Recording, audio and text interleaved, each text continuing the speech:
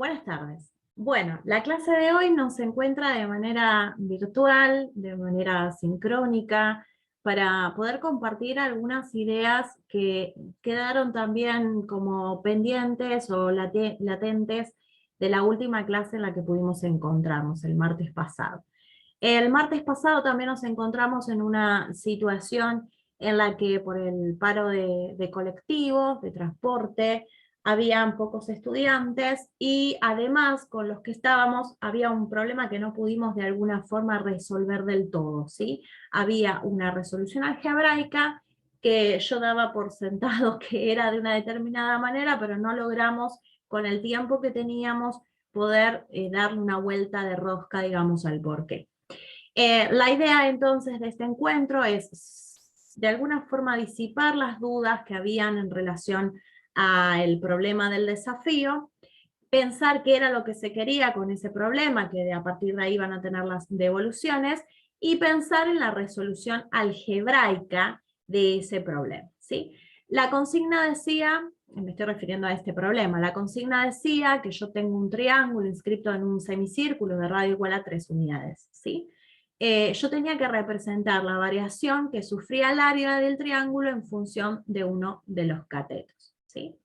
La idea era que ustedes, de alguna manera, lograran construir esa variación, ¿sí? Si yo comparto ahora GeoGebra, lo que voy a hacer entonces es, de alguna manera, una semicircunferencia de radio igual a 3. Voy a marcar un punto A, que va a ser el centro de coordenadas, y un punto que va a ser el punto 6, 0, ¿sí? Es decir, de alguna manera con esos dos puntos yo sé que son extremos de una semicircunferencia. Entonces voy a utilizar la herramienta, que ahora no la puedo ver, acá está, esta de acá, la semicircunferencia. Tengo que marcar dos puntos, ¿sí?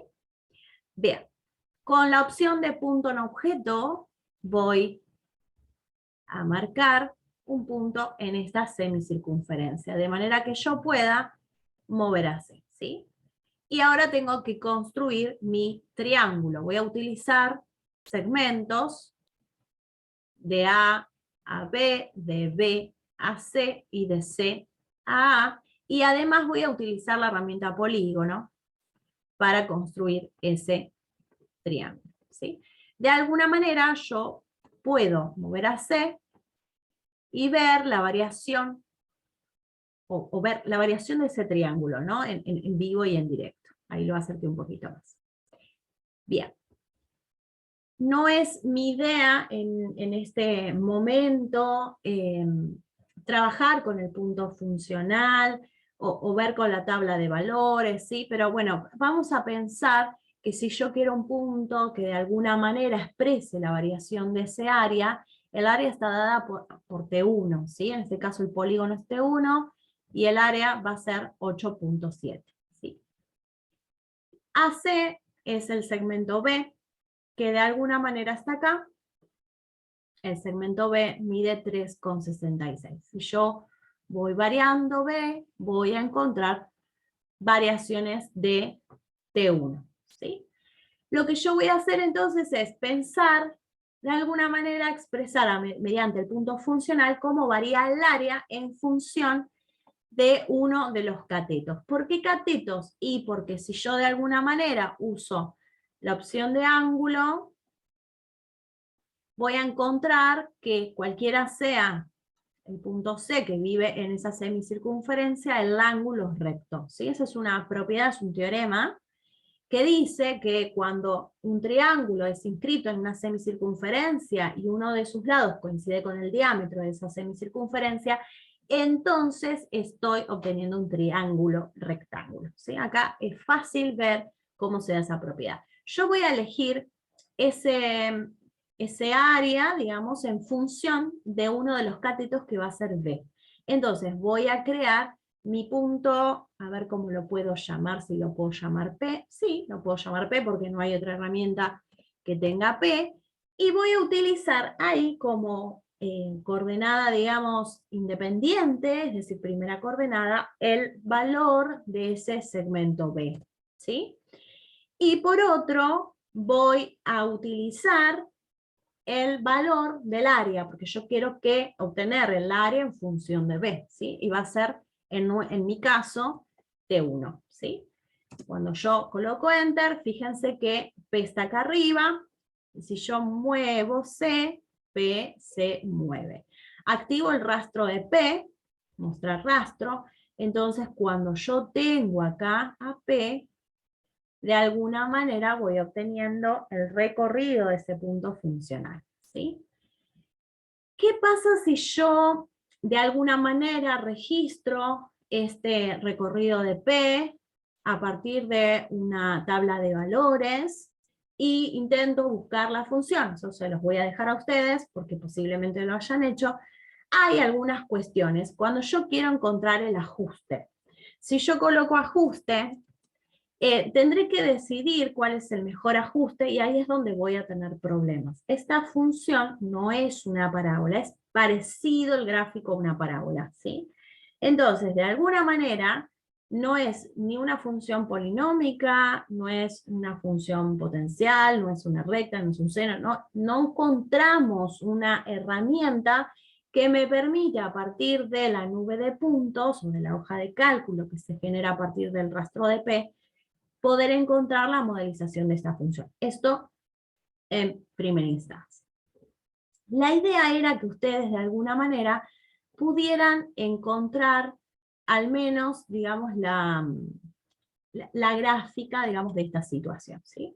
Yo me voy a quedar con esto, voy a sacar una fotito a esto, van a ver que me lo voy a traer acá, y me lo voy a llevar para trabajar algebraicamente, ¿sí? Porque al final termina siendo que la resolución es posible pensarla de manera algebraica porque el programa presenta algunas limitaciones en relación a poder encontrar cuál es la función que modeliza esa situación, ¿sí?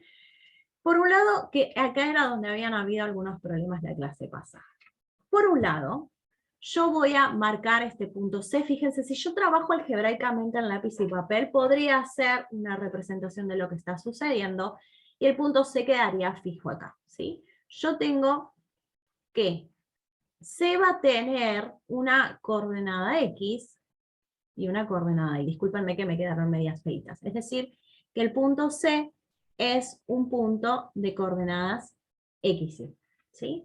Y acá está justo el 3 borrado, pero este es el valor 3, que es el valor, digamos, del radio de esa semicircunferencia. Si yo tuviera que expresar esa ecuación de la semicircunferencia, es una circunferencia que está corrida 3 lugares hacia la derecha, es decir, nuestro centro se corrió a este punto que es 3, 0, ¿sí?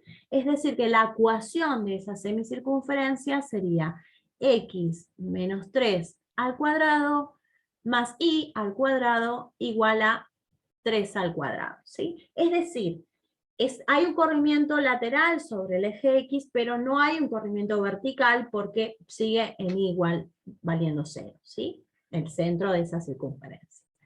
Eso por un lado, voy a llamar 1 a esta ecuación, ¿sí? Si yo de alguna manera esto lo trabajara, me va a quedar x al cuadrado menos 6x más 9 más y al cuadrado igual a 9, ¿sí? Y de acá 9 con 9 se va, me termina quedando x cuadrado menos 6x más y al cuadrado igual a 0, ¿sí? Bien, eso por un lado. Por otro lado voy a analizar qué significa que yo quiera el área de este triángulo y qué significa que yo quiera en función de AC. En este caso, bueno, no dibujamos como DC, pero sería, vamos a pensar que este es un A y vamos a pensar en que yo utilice este segmento que era B, es decir, AC. ¿Sí? Lo vamos a llamar AC. Entonces, yo sé que el área va a ser igual a este segmento AC por el segmento de la altura, que como es un triángulo rectángulo va a ser CB, por un medio, es decir, o dividido 2, ¿sí? La base por la altura dividido 2. ¿Qué estaría pasando? Yo a AC, lo tengo como variable, ¿sí? Yo lo voy a pintar para decir, bueno, esta es mi variable, es lo que quiero que aparezca. Pero yo, de alguna manera, tengo que AC está expresado en función de la posición de C, que está en función de X y de Y, ¿sí? Es decir, que de alguna manera tendré que pensar a C, pero expresado con X y con Y. Bueno, pero si yo miro acá, yo tengo un triangulito, pequeño triangulito, que está determinado por 0, o sea, por A sería, el punto 0, 0, por A, por este valor de X y por C. Y AC sería la hipotenusa de este triangulito, ¿no? Se ve acá ese triangulito.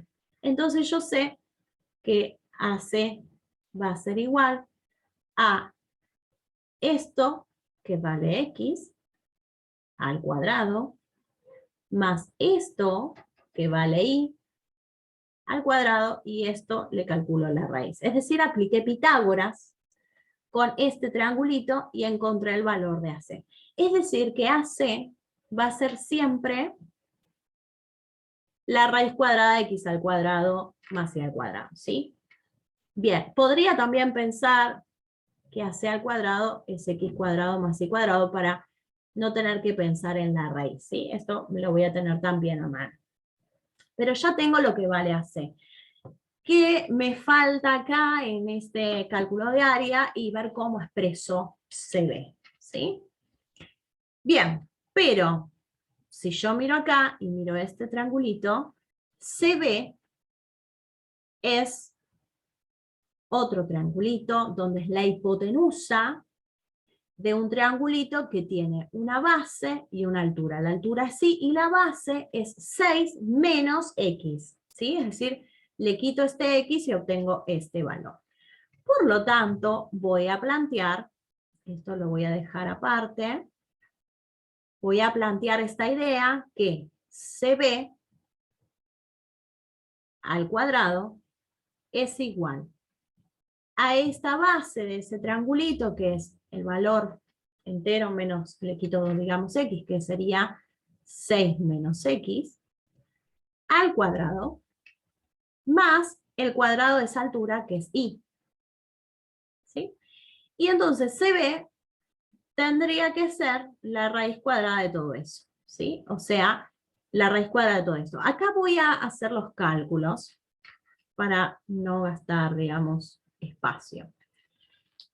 Esto es la raíz cuadrada, ahora la extiendo. Esto es 6 al cuadrado, que es 36, menos 2 por 6, 12x. Estoy aplicando el cuadrado binomio, más x al cuadrado, ¿sí? Más y al cuadrado. Y esto sería todo raíz. Fíjense que acá tengo x cuadrado más y cuadrado. Y eso era algo, ¿no? O sea, eso era AC, ¿sí? AC al cuadrado sería. Me queda CB igual a 36 menos 12x más AC al cuadrado. Y esto, raíz. Uy, me confundí. Ahí, ¿sí? Es decir, que de alguna forma, otra vez voy a pintar acá, estoy obteniendo AC, ¿sí? Si yo reemplazo acá, voy a venir a reemplazar acá, voy a obtener que el área es igual a AC, que yo quiero en función de AC, o sea que está apareciendo AC, por CB, que es esto, ¿no? Un medio lo voy a poner acá adelante, así no me molesta, por CB, que es todo esto, ¿sí? Que es 36 menos 12x más AC al cuadrado. Y esto es todo raíz, ¿sí? Porque todo esto raíz será CB. ¿Ya está? Es decir, ya encontré lo que buscaba y tengo AC y tengo AC, pero hay un problema. El problema es esta X. ¿Sí? Eso es un problema. ¿Por qué? porque no estoy encontrando el área en función de AC. Ahí está la variable AC y también está la variable X. Entonces tendré que de alguna manera sacármela de en sí. Pero fíjense acá en lo que nosotros trabajamos en 1, ¿sí? Yo tengo acá que, voy a tratar de, a ver si puedo. No, acá. Voy a tratar de, no quisiera esto, denme un segundo, achicar. Me quedaron los cuadrados fuera. Ahí está. Lo voy a achicar un poquito. La idea entonces es, yo acá tengo, fíjense, x cuadrado más y al cuadrado. Otra vez tengo algo con AC, ¿sí? Entonces fíjense que si yo lo despejo, x cuadrado más y cuadrado es igual a 6x, estoy obteniendo algo que yo ya conozco. ¿Quién es x cuadrado más y cuadrado? Es AC al cuadrado, ¿sí?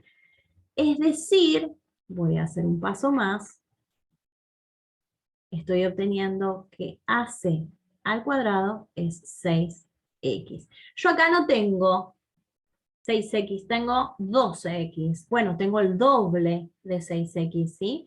O sea que podré decir entonces que esto es un medio de AC por la raíz cuadrada de 36. Y acá menos 12x sería multiplicar por menos 2, miembro a miembro esta igualdad. Me va a quedar, si multiplico por menos 2, me va a quedar menos 2 veces AC al cuadrado. Eso, menos 2 veces AC al cuadrado sería menos 12x, que es este de acá.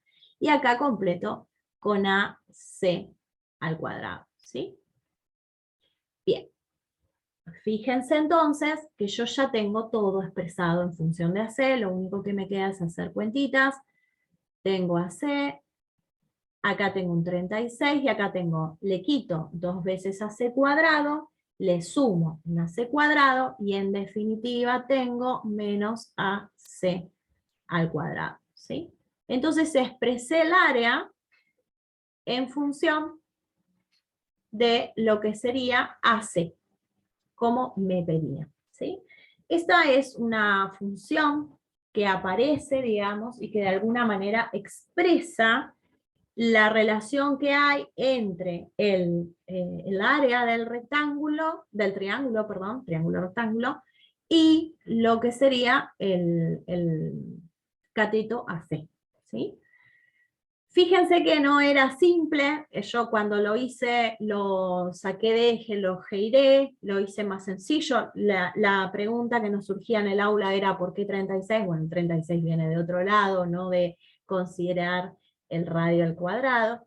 Pero bueno, es posible llegar algebraicamente a esa función. Si yo vengo acá a GeoGebra, entendiendo que no hay forma de que yo modelice o ajuste una función tal cual nosotros la conocemos, voy a ingresar acá esa función que yo encontré. Una f de x igual, y cuando yo copie esa f de x que acabo de encontrar, no le voy a poner a c, le voy a poner la variable x, ¿sí? Que sería un medio por x, por la raíz cuadrada, voy a tener que usar las herramientas de acá, por la raíz cuadrada de 36 menos x al cuadrado. Ahí nosotros teníamos ac al cuadrado, pero vuelvo a repetir, no vamos a usar la variable ac, sino la variable independiente de x que todos conocemos.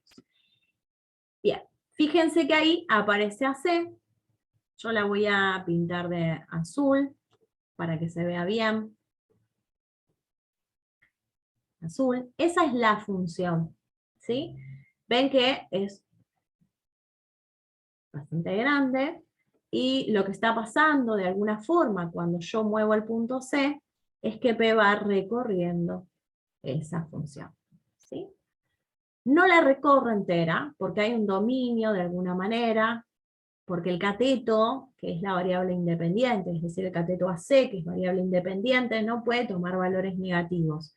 Cuando se hace 0, la función intersecta al eje de las abscisas. ¿Se ve? Es decir, que de alguna manera tuvimos que combinar lo algebraico con el programa GeoGebra, ¿sí? Por otro lado, volvemos a la consigna. La consigna nos pedía que encontremos la expresión del área del triángulo en función de la medida de uno de los catetos, lo hicimos algebraicamente, que comprobemos que la función coincidía con lo que habíamos hecho anteriormente, también lo hicimos, y nos pide determinar para qué valores se obtiene el área máxima, ¿sí? Nosotros, si miramos, ya más o menos sabemos o intuimos que el área máxima es el punto máximo de esa función, y se da cuando aproximadamente, acá ustedes lo pueden ver, digamos, en lo que sería la vista algebraica, en B y A son estos dos segmentos, parece ser que cuando B y A miden lo mismo, es un poco complicado que midan ahí lo mismo, pero fíjense que P queda ahí arriba, ¿sí? Ahora, si yo puedo tener, digamos, la hipótesis de que cuando el triángulo rectángulo, además es isósceles, alcanza su área máxima. Es una conjetura, habría que probarlo. Bien, ahora yo con la herramienta extremo tildo a F, y me va a aparecer, fíjense, un extremo, F, y me está diciendo ese punto es el extremo de tu función, ¿sí? Sería el punto en el que C, yo lo ubico a C y alcanza el área máxima, es decir, el área era T1, ese es el área mayor, que es 9, casi, bueno, 8,99 es 9, ¿sí? En el programa GeoGebra tendré que modificarlo un poquito acá, va a tomar el valor 9, ¿sí? Bien. La idea es entonces en qué valor se da eso, ¿sí? Acá fíjense que el punto F, que es el valor máximo, que es fijo, ¿sí? F es un valor máximo fijo, en la vista algebraica vale 4,24 y 9. La pregunta es, ¿será ese el valor de alguna manera que hace, o sea, 4,24, no habrá otros decimales, ¿no? En el que tenga este valor? Bueno, y acá la pregunta hoy no la vamos a poder cerrar, vamos a poder decir que en 4,24 es una buena aproximación para pensar que es el valor en el que la función toma un máximo, es decir, eso vale el cateto, pero nos quedamos pensando, y esto lo vamos a ver más adelante, que hay otra forma de expresar puntos extremos de manera algebraica y también utilizando el software, con un poco más de precisión. Y es cuando nosotros derivamos la función, ¿sí? La idea no es nosotros realizar las derivadas, sino que el programa haga las derivadas y nos pueda dar el valor exacto. Es decir, si el valor es un irracional, nosotros no lo podríamos estar viendo porque el programa de alguna manera lo está cortando el valor, ¿sí? Así que bueno, eso es todo por hoy. No quería que ustedes se queden en la sensación de que, bueno, ese problema no se puede resolver. Sí se puede resolver, pero nos queda de alguna manera esta pregunta de que por qué no pudimos modelizar esta función con lo que veníamos viendo, ¿sí? Es decir, pasar esos rastros de P a una hoja de cálculo, crear una lista de puntos y ajustar la función en base a esa lista de puntos. Esa es una de las limitaciones que tiene el programa GeoGebra. En algunos casos va a funcionar bien, o sea, va a realizar un buen ajuste, siempre que la función sea una función polinómica o una función de las que GeoGebra de alguna manera tiene disponibles, pero cuando es una función de este estilo, que es una función radical, GeoGebra no nos puede de alguna forma modelizar esa función, ¿sí? Puede acercarse, pero no la va a poder encontrar. Nosotros tuvimos que hacer un trabajo algebraico para poder pensar en cuál era la función. La idea entonces era que cuando se corrijan las devoluciones en breve, al menos hayan podido representar y al menos hayan podido buscar alguna función que modelice, aunque no la hayan encontrado. Había quedado como consigna la clase pasada, y la vuelvo a repetir ahora, no pusimos espacio todavía de entrega, pero en breve va a estar, es pensar, frente entonces a estas limitaciones que tiene GeoGebra, pensar qué está pasando y cuáles otras podrían ser limitaciones, ¿sí? Limitaciones más que nada didácticas. El programa tiene un lenguaje que es un lenguaje de programación que de alguna manera se basa, ¿no?, en ese lenguaje propio, no es el lenguaje matemático. Entonces, pensar que GeoGebra es una herramienta muy potente para resolver problemas también nos permite pensar en, y si lo llevo al aula, cuáles son las limitaciones que de la matemática podrían surgir. Algunas ya charlamos en clase, pero los y las invito a revisar GeoGebra para pensar en alguna posible limitación o algún sentido que el objeto matemático se vea modificado para que de alguna manera no se generen idas y vueltas, digamos, en la clase, cuando nosotros pensemos en poner GeoGebra a andar en lo que sería la clase de matemática. ¿Hay tarea? Sí, hay tarea. En breve la vamos a subir al aula virtual, en lo que va del día de hoy. Esta clase era simplemente para despejar dudas y para pensar que posiblemente haya otras propuestas que tengan que ver con buscar algebraicamente algunas resoluciones, algunas soluciones, y pensar en qué nos aporta GeoGebra al respecto.